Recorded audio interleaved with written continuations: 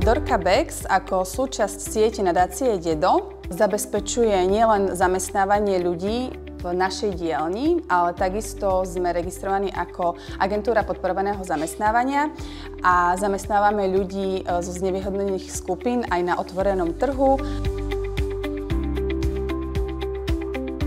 Šijeme tašky z použitých banerov. Naše tašky sú extrémne pevné. Tak jeden zamestnanec nám to strihá, potom druhý zamestnanec to umýva a tretí to šije. A komplet rúbsak vyzerá takto. Má tu popruhy, má tu ručku, ktorá je z lana. Máme tu vlastnú našívku Dorka Bags.